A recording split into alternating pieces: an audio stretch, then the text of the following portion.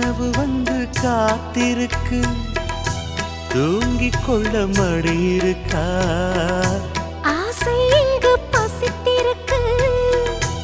இளமைக்கென்ன விருந்திருக்கா பூவை கிள்ளும் பாவனையில் சூடிக்கொள்ள தூண்டுகிறாய் மச்சம் தோடும் தோரணையில் முத்தம் பெற சீண்டுகிறாய் மின்னல் சிந்தி